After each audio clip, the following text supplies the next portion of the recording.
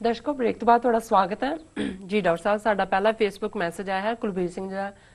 ਸਿੰਘ ਜੀ ਦਾ ਕਲਗਰੀ ਤੋਂ। ਇਹ ਲਿਖਦੇ ਹਨ, ਵਾਹਿਗੁਰੂ ਜੀ ਕਾ ਖਾਲਸਾ ਵਾਹਿਗੁਰੂ ਜੀ ਕੀ ਫਤਿਹ।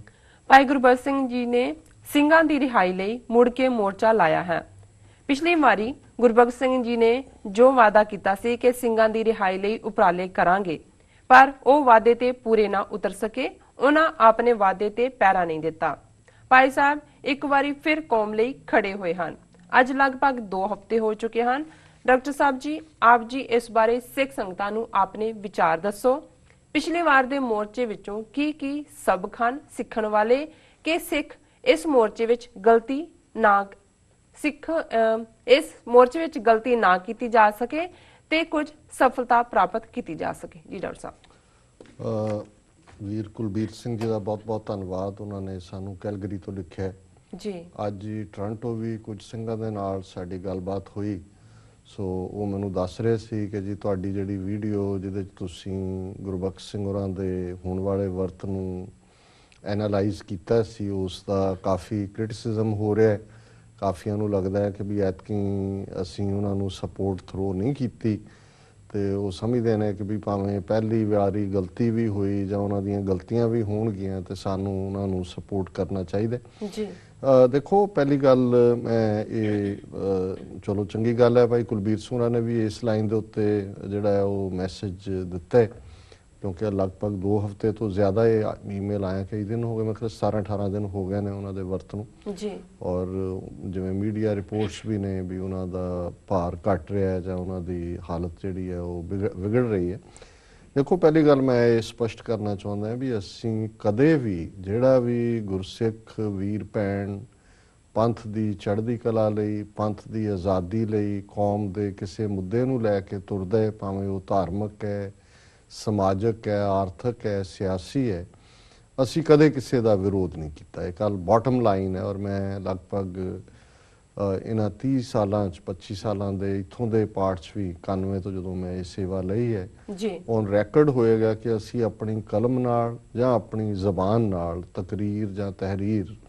ਉਹਨਾਂ 'ਚ ਕਦੇ ਵੀ ਕੋਈ ਇਸ ਕਿਸਮ ਦਾ ਜਿਹੜਾ ਪੰਥ ਪ੍ਰਸਤ ਕੰਮ ਕਰਨ ਵਾਲਾ ਉਸ ਦਾ ਵਿਰੋਧ ਨਹੀਂ ਕੀਤਾ। ਪਹਿਲੀ ਗੱਲ ਜੀ।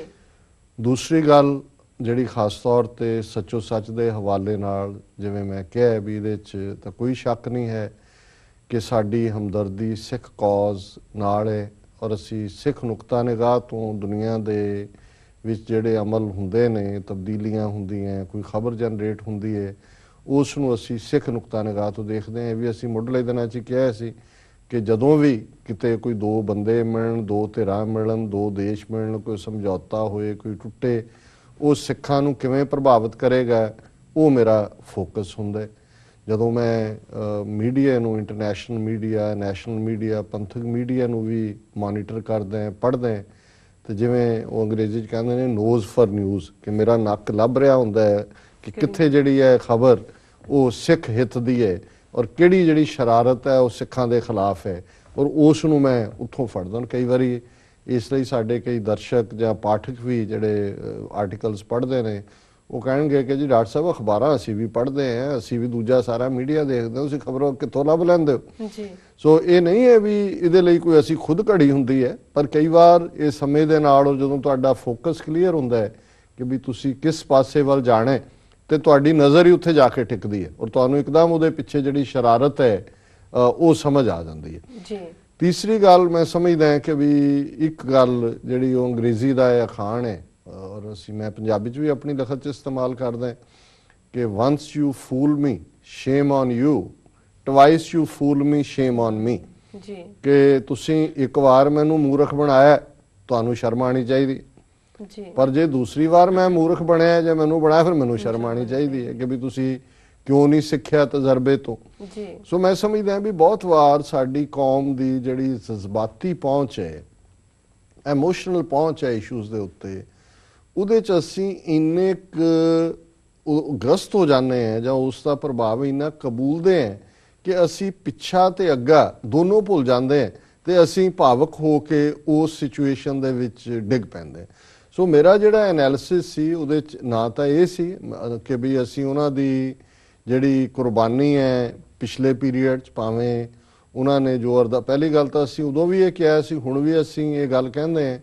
कि ये जिहड़ी मरण वर्त दी जां फास्टिंग दी राजनीति सी, गांधी ने उस फील्ड दे विच उत्थे लिआंदी। उहदे लई ये घटिया सियासत सी, क्योंकि उन्हें कोई ये नहीं सी हुंदा भी उन्हें कोई अरदास कीती है भी उन्हें मरना है जां गल नूं मनाना है। ਉਹਦੇ ਲਈ ਉਹ ਇੱਕ ਵਕਤੀ ਤੌਰ ਦੇ ਉੱਤੇ ਧਿਆਨ ਕੇਂਦਰਿਤ ਕਰਾਉਣ ਵਾਲੀ ਗੱਲ ਹੁੰਦੀ ਸੀ, ਤੇ ਉਹ 11 ਦਿਨ ਬਾਅਦ 21 ਦਿਨ ਬਾਅਦ ਥੋੜੀ ਜਿਹਾ ਜਦੋਂ ਉਹਦੇ ਵੱਲ ਧਿਆਨ ਚਲੇ ਜਾਂਦਾ ਸੀ, ਲੋਕ ਇਕੱਠੇ ਹੋ ਜਾਂਦੇ ਸੀ ਜਾਂ ਉਹਦੀ ਚਰਚਾ ਹੋਣੀ ਸ਼ੁਰੂ ਹੋ ਜਾਂਦੀ ਸੀ, ਤਾਂ ਆਨਾ ਬਹਾਨਾ ਬਣਾ ਕੇ ਜੀ ਇੱਥੇ ਹਿੰਸਾ ਹੋ ਗਈ ਜਾਂ ਇੱਥੇ ਇਹ ਹੋ ਗਿਆ, ਜਾਂ ਉਹ ਅੱਗੋਂ ਮੌਨ ਵਰਤ ਰੱਖ ਲੈਂਦਾ ਸੀ ਭੁੱਖ ਹੜਤਾਲ ਦੇ ਨਾਲ, ਜਾਂ ਉਹ ਜਿਹੜਾ ਉਹਨੂੰ ਛੱਡ ਦਿੰਦਾ ਸੀ। ਸੋ ਉਹ ਕਦੇ ਜਵਾਬਦੇਹ ਨਹੀਂ ਸੀ ਬਣਾਇਆ ਜਾਂਦਾ, ਰਾਦਰ ਵਰਤਾਂ ਦੀ ਰਾਜਨੀਤੀ 'ਚੋਂ ਉਹਨੇ ਆਪਣੀ ਸਿਆਸਤ ਕੱਢੀ। पर जदों यही तजर्बा सिख लीडर ने, मास्टर तारा सिंह, संत फतेह सिंह ने करना चाहया, ये भुल गए लीडर कि भी ये जिहड़ी सिक्खी दे विच अरदास दी गल है, अरदास डू और डाई है। जदों तुसीं अरदास कर लई, फिर साडे सामने तां अटकदा दरिया है कि भाई जे रणजीत सिंह अरदास करके उहदे च घोड़ा ठेर लैंदा, फिर कॉन्सीक्वेंसिस दी परवाह नहीं है। साडे सामने नौशहरे दा मैदान है कि अकाली फूला सिंह ने अरदास करके अपना जत्था तोड़ दिता जंग के मैदान वाल। इन्नी देर च एक सूईए ने आके महाराजा रणजीत सिंह नूं खबर दी कि जी दुश्मन के कोल तां ईडा फलां तोपखाना, तो उन्हां दा तोपखाना जे दरिया क्रॉस कर रहा सी। महाराजा रणजीत सिंह ने अकाली फूला सिंह नूं कहा कि जी थोड़ी देर अटक लईए, साडा तोपखाना आ जाए, नहीं तो नुकसान होएगा। वो कहंदे तूं इत्थे बैठ के ढीक तोपखाना, असीं हुण अरदासा सो दिता है, हुण असीं जंग के मैदान च जावांगे। और बेशक उस जंग के मैदान च अकाली फूला सिंह शहीद होए, पर जदों असीं अरदास की अहमियत की गल करते हैं, साडे सामने वो नौशहरे का मैदान हुंदा स्पष्टता दे नाल। फिर इसे तरह असीं बाबा दीप सिंह शहीद के हवाले नाल कि वो तख्त श्री दमदमा साहब तो तुरे ने, अरदासा सोधिया होया कि भी जां लिबरेट करावांगे हरमंदर साहब नूं जां शहीदी पावांगे, दूसरा तो कोई रस्ता ही नहीं है। और अजोके समय असीं संत जरनैल सिंह खालसा पिंडां वालियां दी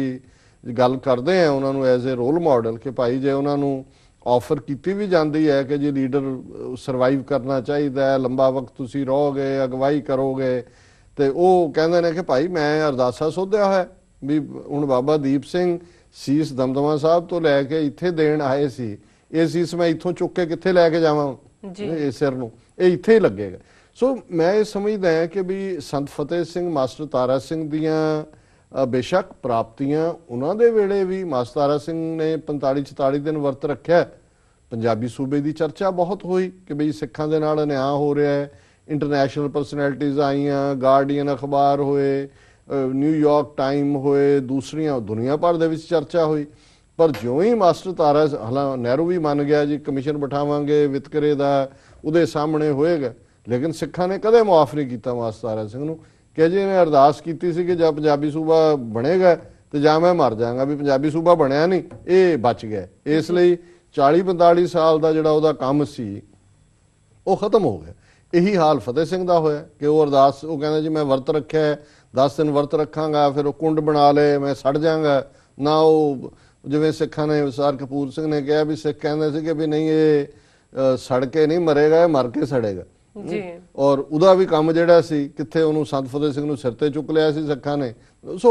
सरदार दर्शन सिंह फेरू मान ने अपना 74 दिन का वर्त रख के, और उन्होंने कहा भावें उन्होंने अरदास सिख होमलैंड की की सी, चंडीगढ़ पंजाबी बोल, पर वो जदों उन्हां नाल कोई भी गल इंटरव्यू हुंदा सी, वो ये कहंदा भी मैं तां जान देण लई आया, ये दस्सण लई कि सिख अरदास करके मुकरदा नहीं है, कि अरदास दे विच इक जिहड़ी है वो बल है। और जे ज्ञानी भुपिंदर सिंह उस वेले पहला हरमंदर साहब के हैड ग्रंथी रहे सी, वो मिलण गए फेरू मान नूं, उन्होंने अपनी जेल दे विच ही वर्त रखिया सी, उन्होंने अरेस्ट कर लिया सी, ते उन्होंने उन्होंने कहा कि जी तुहाडी जान बड़ी कीमती है और तुसीं जिहड़ा है अपना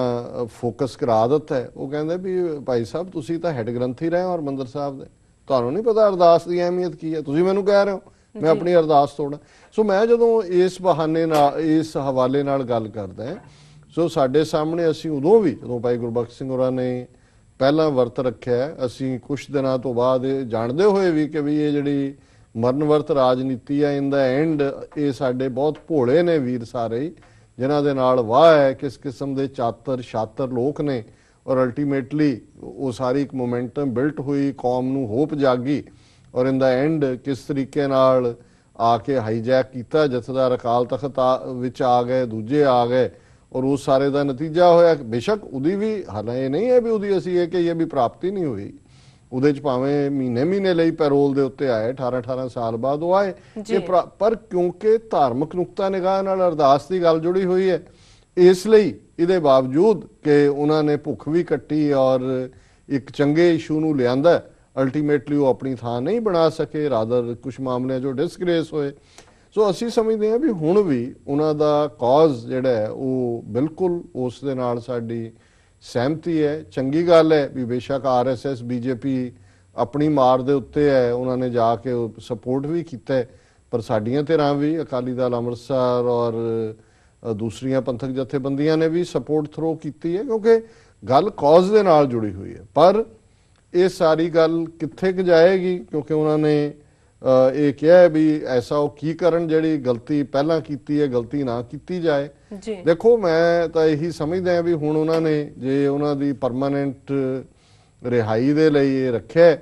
ਹੋ ਸਕਦਾ ਹੈ ਕਿਸੇ ਸਟੇਜ ਤੇ ਕੋਈ ਇੰਟਰਵੈਂਸ਼ਨ ਸੈਂਟਰ ਗਵਰਨਮੈਂਟ ਮੋਦੀ ਉਹਨਾਂ ਨੂੰ ਸੂਟ ਕਰਦਾ ਹੋਏਗਾ ਕਰਨਗੇ, ਲੇਕਿਨ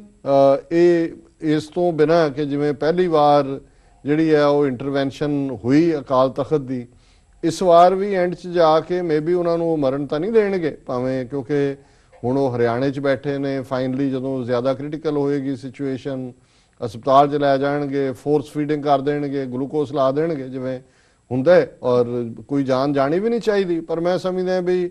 ਕੁੱਲ ਮਿਲਾ ਕੇ ਜਿਹੜਾ ਇਸ ਗੱਲ ਦੇ ਉੱਤੇ ਹੌਲੀ ਮੋਮੈਂਟਮ ਬਣ ਰਿਹਾ, ਅਸੀਂ ਕੋਈ ਵਿਰੋਧ ਲਾਈਨ ਨਹੀਂ ਹੈ, ਅਸੀਂ ਸਗੋਂ ਟੋਰਾਂਟੋ ਦੇ ਵਿੱਚ ਵੀਰਾਂ ਨੇ ਪੁੱਛਿਆ ਕਿ ਵੀ ਇੱਥੇ ਆ ਐਕਟੀਵਿਟੀ ਰੱਖੀ ਜਾ ਰਹੀ ਹੈ, ਕੋਈ ਸ਼ਾਇਦ ਪ੍ਰੋਟੈਸਟ ਹੈ ਜਾਂ ਕੋਈ ਉਹਨਾਂ ਨੇ ਡਾਇਰੈਕਟ ਸੰਬੋਧਨ ਕਰਨਾ ਹੈ ਸੰਗਤ ਨੂੰ ਜਾਂ ਕੋਈ ਹੋਰ ਪ੍ਰੋਗਰਾਮ ਨੇ, ਕਿ ਵੀ ਇਹਨਾਂ ਬਾਰੇ ਮੈਂ ਕਿਹਾ ਜੀ ਤੁਸੀਂ ਪੂਰੀ ਪਾਰਟਿਸਿਪੇਸ਼ਨ ਦੇ ਨਾਲ ਫੁੱਲ ਫਲੈਜ ਜਿੱਥੇ ਵੀ ਕੋਈ ਐਕਟੀਵਿਟੀ ਹੁੰਦੀ ਹੈ, ਜਿੱਥੇ ਵੀ ਮੋਬਿਲਾਈਜੇਸ਼ਨ ਹੁੰਦੀ ਹੈ, ਉਹ ਸਾਡੇ ਸਾਹਮਣੇ ਨਿਸ਼ਾਨਾ ਹੈ ਕਿ ਸਾਡੇ ਜਿਹੜੇ ਵੀਰ ਨੇ ਉਹ ਬਾਹਰ ਆਣੇ ਚਾਹੀਦੇ ਨੇ ਔਰ ਇਸ ਇਸ਼ੂ ਦੇ ਉੱਤੇ ਮੋਮੈਂਟਮ ਬਿਲਟ ਹੋਣੀ ਚਾਹੀਦੀ ਹੈ। ਪਰ ਜਿਹੜਾ ਮੈਂ ਆਪਣਾ ਵਿਊ ਪੁਆਇੰਟ ਦਿੱਤਾ ਸੀ ਉਹ ਇਸ ਕੰਟੈਕਸਟ ਦੇ ਵਿੱਚ ਦਿੱਤਾ ਸੀ, ਨਾ ਕਿ ਕੋਈ ਇੰਡੀਵਿਜੂਅਲ ਵਿਰੋਧ ਦੇ ਨਾਂ ਥੱਲੇ। ਸੋ ਇਹਨਾਂ ਦਾ ਵੀਰ ਕੁਲਬੀਰ ਸਿੰਘ ਜੀ ਦਾ ਬਹੁਤ ਧੰਨਵਾਦ, ਉਹਨਾਂ ਨੇ ਜੀ ਡਾਕਟਰ ਸਾਹਿਬ। ਸਾਡਾ ਅਗਲਾ ਫੇਸਬੁੱਕ ਮੈਸੇਜ ਸੁਖਰਾਜ ਸਿੰਘ ਜੀ ਦਾ ਬ੍ਰਿਸਬੇਨ ਤੋਂ ਆਇਆ ਹੈ, ਜੀ ਬ੍ਰੇਕ ਤੇ ਚਲੇ ਜਾਣੇ ਪਹਿਲਾਂ ਬਾਅਦ। ਵੀਰਸ ਤੁਸੀਂ ਇਸ ਤਰ੍ਹਾਂ ਬਣੇ ਰਹੋ, ਮਿਲਦੇ ਆ ਛੋਟੇ ਵਕਫੇ ਤੋਂ ਬਾਅਦ।